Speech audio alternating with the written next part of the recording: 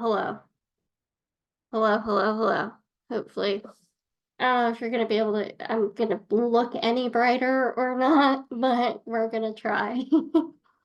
Um, I'm really happy to be here. I love you all to death.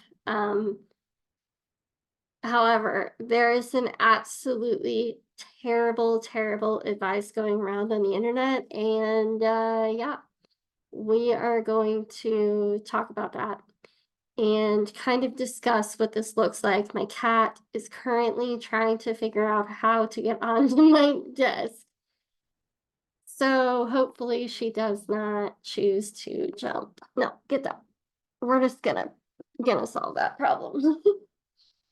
um Terrible advice going around the internet about whether or not you should have about getting your LLC. And while there are a lot of people who absolutely should get an LLC, I think that there are a lot of things that you need to take into consideration before you get one. And there's something that is far more important than an LLC that you should be focused on. Okay, so here are the two things that I'm going to say about this. Um, I'm not in my normal chair. My cat has stolen it. So I'm in one of our kitchen chairs. Here's the thing. I'm not a lawyer. I'm not an accountant either. You should, at the very least, before you get an LLC, have a conversation with an accountant and realistically also a lawyer. Okay? But with that in mind, I am a bookkeeper, so I understand the purpose and the value of having an LLC and why that could be advantageous for you. There's two types of LLCs. There is the pass-through LLC, and then there is the S Corp LLC. Okay, so the pass-through is just your plain old LLC. And what that allows you to do is basically still be protected under what the LLC will, the protections of an LLC, but you're being taxed as a sole proprietor. Okay. The S Corp gives you tax benefits and things like that. There's no tax benefits for this one, which most people will have. In this one, you need to meet certain requirements. You have to be able to pay yourself a reasonable wage in order to do an S Corp. There are documents and files and paperwork that you have to file every single year in order to get those tax benefits. And PS, it also makes your your taxes, like the person paying someone to get your taxes, it doubles and in some cases triples your tax liability as far as getting them done. So instead of paying like $300 for your taxes or $200 to get your taxes done, you're looking more in the 700 to 1,000 range every year. So that's in and of itself. As realistically, the reason that you get what is an LLC? It allows your company to be its own entity, meaning that if you were to be sued, they can't use your personal assets to satisfy a judgment against you, right? So this becomes critical and important and valuable when you have a home, when you have a car that you have paid off, when you have other assets. If you run something like a construction business or a business that has a lot of assets, that becomes very crucial and very, very important. If the only stuff that you have in your business is a laptop that's 8 years old and a printer and a monitor, it's not as essential. And realistically, that's not going to protect you from potentially having to sell off your assets in order to satisfy a judgment, because you might have to do that anyway if you don't have insurance. Okay, so a lot of people get into this thinking, oh my God, I have to have an LLC, which can be very expensive in places like California. And the two places in particular that I know that this impacts is Massachusetts and California. Both of them have a yearly fee. Last I checked, California was $800 a year to have an LLC. Last time I checked and had a conversation about it, it was $500 in Massachusetts. And there are other states that have yearly requirements for that as well. So if you don't own a home and you don't own a car, the LLC is not, or have a business that has a lot of very expensive assets.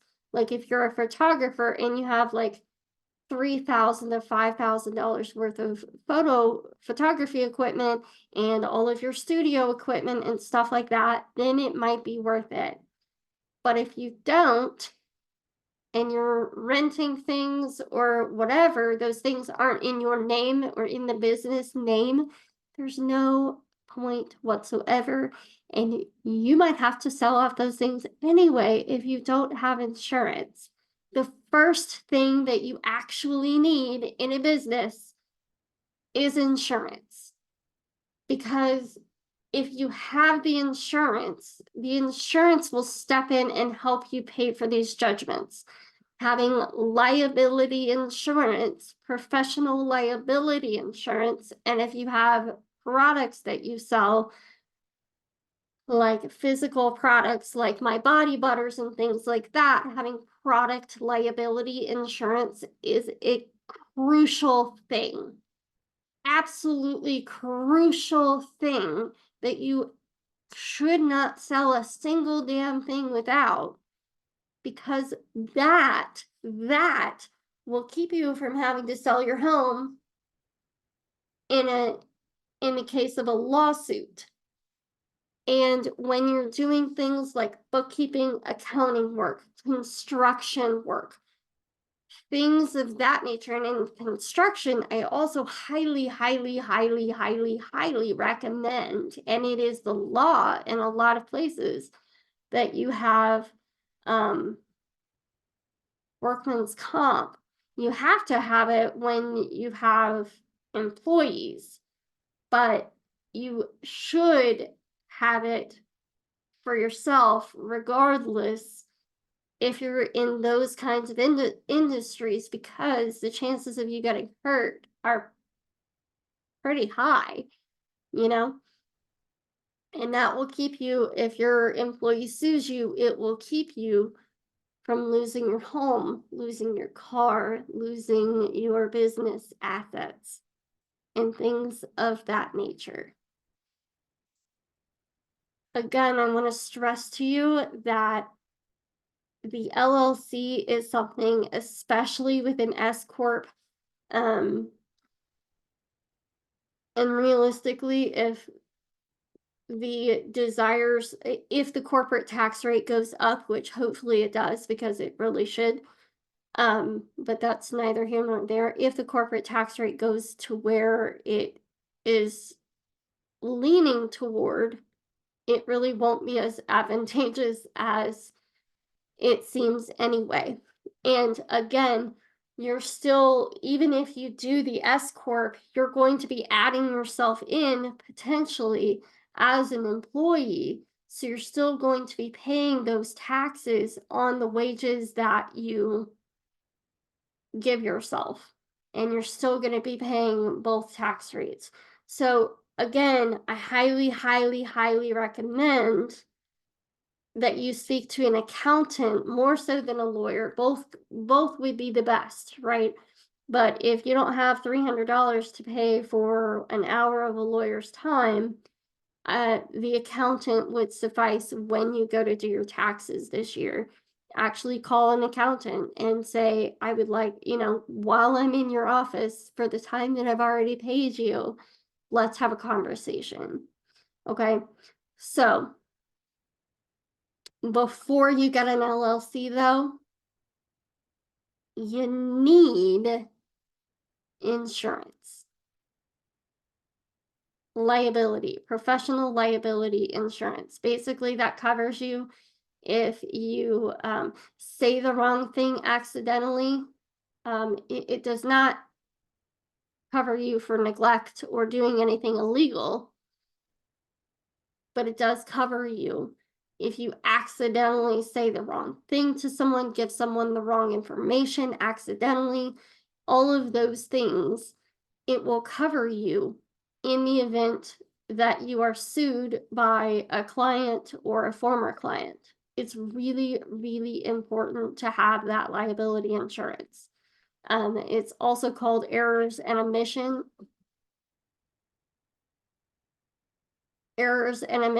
insurance sometimes. So it just depends on, when I was in real estate, that's what we called it, errors and omissions.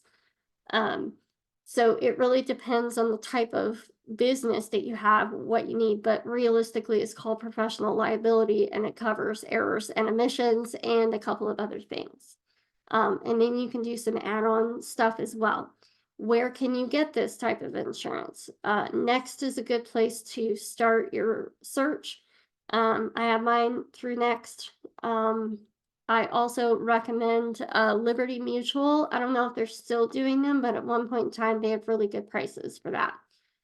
Anywhere that you have your homeowner's insurance through could potentially cover you as well. I recommend getting at least 3 to 5 quotes though, simply because some offer additional benefits, like if your identity is stolen, things like that. You do not have to have an LLC to get an EIN. You don't have to pay anything to get an EIN, in fact.